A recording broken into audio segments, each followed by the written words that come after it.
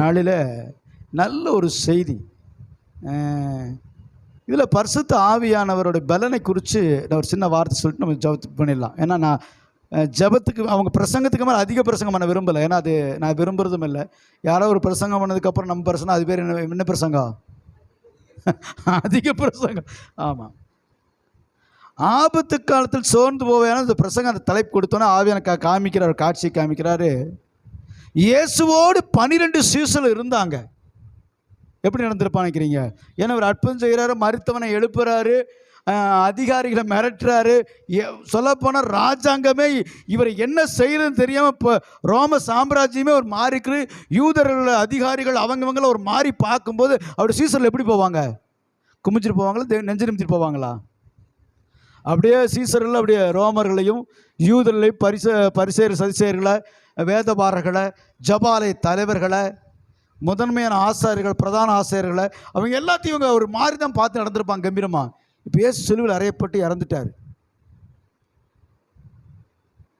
தீந்தண்டா எத்தனை நாள் நெஞ்ச நிமித்திட்டு நீங்கள் எல்லாம் விட்டு சாத்திருவான்னு சொல்லி ஓடி போய் கதவை சாத்திட்டானுங்க பாருங்க. அது வேற என்ன? பயம். பயம். சோர்ந்து போயிட்டான். என்ன செய்யறதில்ல, ஆபத்து காலம், ஐயோ என்ன ஆகும், சோர்ந்து போய் நின்றுட்டான் பாருங்க.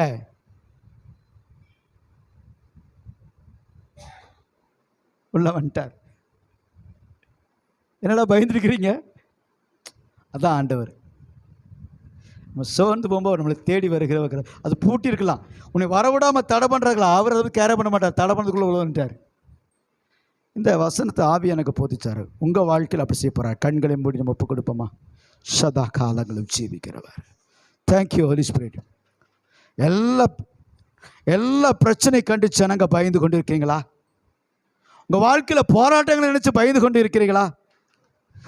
இயேசு மரித்ததுக்கு அப்புறம் இயேசுவை பார்க்க முடியாது, இயேசுவினால எந்த காரியம் இல்லை அப்படி சீசர்கள் பயந்து நடுங்கி யூதருக்கு பயந்தபடினாலே கதவை பூட்டி கொண்டு அவர்கள் உள்ளே இருந்தாங்க. என்ன செய்வேன்னு தெரியல. இயேசு இறந்து 3 நாள் ஆகி போச்சு.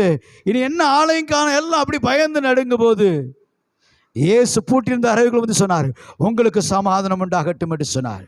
எனக்கு அன்புக்குரியவர்களே, நன்மையான வேளையில் நீ பிரச்சனை கண்டு பயந்து கொண்டிருக்கிறையா? பிரச்சனை போராட்டங்களுக்கு பயந்து கொண்டியா? உன் வியாதி கண்டு பயந்து கொண்டிருக்கிறியா? உன்னுடைய வேதனை கண்டு பயந்து சோர்ந்து போய் கொண்டிருக்கிறாயா? ஜபிக்க முடியல, வேதம் வாசிக்க முடியல, பரிசுத்தமாக வாழ முடியல, பொருளாதாரத்தில் என்னால் வாழ சரி, குடும்பத்தை நடத்த முடியல, என் மனைவியை சமாதானப்படுத்த முடியல, என் கணவனை சமாதானப்படுத்த முடியல, என் பிள்ளைகளை சமாதானப்படுத்த முடியல. நீ சோர்ந்து போய் எல்லாவற்றிலும் பயந்து போய் நடுங்கி என்ன செய்வதே என்று தெரியாமல் முழித்து கொண்டிருக்கிறாயா? மரணம் வியாதினால் வந்துருமா? பண கஷ்டத்தினால வந்துருமா? கடங்கார வந்துருவானா? இப்படி பயந்து பயந்து ஓடி போய் ஒளிஞ்சு கடங்கார வந்துருவான், கதவை சாத்தி கொண்டு பிரச்சனைக்கு பயந்து எங்கேயும் போகாம வீட்டுக்குள்ள சிறையா இருக்கிறையா? வியாதினால வெளியே போக முடியாம படுத்த படுக்கைய படுத்துக்கொண்டு சிறை வாழ்க்கை வாழ்ந்து கொண்டு இருக்கிறாயா? குடும்ப கணவனால தலை காட்ட முடியல, மனைவினால தலை காட்ட முடியல, பிள்ளைகளால தலை காட்ட முடியல, வீட்டுக்குள் முடங்கி கிடக்கிறாயா? ஐயோ என் பிள்ளைகளுடைய எதிர்காலம் இருளாய் போச்சு, நான் என்ன செய்வேன்னு புலங்கி நடுங்கி படுக்கையில் அழுது கொண்டு இருக்கிறாயா? நீ சோர்ந்து போயிருக்கிறாய், சோர்ந்து போயிருக்கிறாயா? கர்த்தருடைய ஆவியானவர் சோர்ந்து போனவனுக்கு பலத்தை கொடுக்கிறவர். பூட்டியிருந்த அறைக்குள் இயேசு கடந்து வந்தது போல உன் வாழ்க்கையில் இயேசு கடந்து வர போறாரு. இயேசு கடந்து வருகிறாரு, இயேசு கடந்து வருகிறாரு. படுத்திருக்கும் படுக்க எடுத்துக்கொண்டு நட என்று சொன்னது போல உன் வியாதி விடுதலையாக்கும்படியாக தேவன் விரும்புகிறார். இத்தனை நாள் வியாதியில படுத்திருந்தியா? எழுந்துரு, போதும், இயேசுவின் நாமத்தை சுகமாகு என்று நான் இயேசுவின் நாமத்தை கொண்டு இப்படி கட்டளையிடுகிறேன். காரணம், பூட்டியிருந்த அறையில் வந்த இயேசு கிறிஸ்துவானவர் இப்போ உன் வீட்டுக்குள்ள வந்துட்டார், உன் குடும்பத்துக்குள்ள வந்துட்டார், உன் தனிப்பட்ட வாழ்க்கைக்குள்ள வந்துட்டார், உன் பிரச்சனைக்குள்ள வந்துட்டார், உன் எதிர்காலத்துக்குள்ள வந்துட்டாரே. பயப்படாதே, அவருன் ரட்சகர், அவருன் ரட்சகர். ஆபத்து காலத்தில் சோர்ந்து போவையானால் உன் பலன் குலுகினது. கர்த்தருக்கு காத்திரு, புது பலன் அடைவீர்கள் என்று சத்தியத்தை கேட்டது போல அந்த 120 பேரும் காத்து பயந்து நடுங்கி ஜெபித்து கொண்டிருந்தார்கள். பரிசுத்த ஆவியின் பலன் அவர்கள் மேல் இறங்கியது. அவர்கள் மேல் இறங்கியது.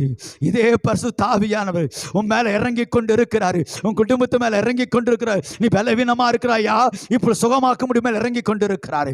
வியாதியின் படுக்கை மாறுகிறது. கடன் பிரச்சனை சிக்கிருக்கிறாயா, உன்னை விடுவிக்க கர்த்தருடைய ஆவி கடந்து வந்துக்கிறார். கர்த்தருடைய ஆவி எங்க உண்டோ அங்க விடுதலை உண்டு. உன் வாழ்க்கையில விடுதலை வைக்கும்படி கர்த்தருடைய ஆவி வந்திருக்கிறாரு. தலை கட்ட முடியாத பிரச்சனையா, கர்த்தர் சத்துருக்கு முன்பு அவர் பந்தி ஆயத்தப்படுத்தி உன் தலை என்னால் அபிஷேகம் பண்ண கர்த்தர் வந்திருக்காரு. எலும்பு எலும்பு எலும்பு என்று சொல்லி, ஓ தூசியை உதவிட்டு எலும்பு, கர்த்தராகிய நான் உன்னை பிரகாசிக்க பண்ணுகிறேன் என்று சொல்லி கரம்பிடி தூக்க வந்திருக்கிறார். ஆபத்து காலத்தில் நீ என்ன நோக்கி கூப்பிடு, கூப்பிடு, மனுஷனை கூப்பிடாதே, பிரச்சனையை பார்த்து பேசு என்று கர்த்தர் சொல்லுகிறாரு.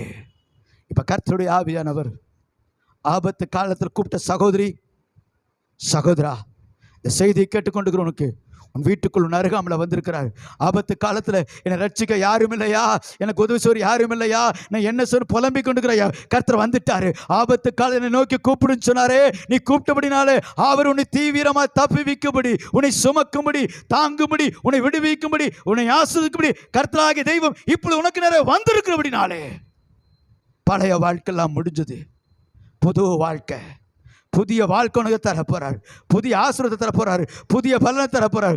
கழுகு ஆண்டவருடைய சமூகத்தை கண்மலை மேல கழுகு உட்கார்ந்து ஒவ்வொரு முடியா பிடுங்கி போடும். காரணம், பழைய முடியெல்லாம் பிடுங்கி போடு, புதிய முடிக்கா காத்திருக்கும். உன் பழைய காரத்தை பிடுங்கி போடு, பலவீனத்தை பிடுங்கி போடு, வியாதியை பிடுங்கி போடு. ஓ கண்மலை கிறிஸ்துவ நோக்கி காத்துரு.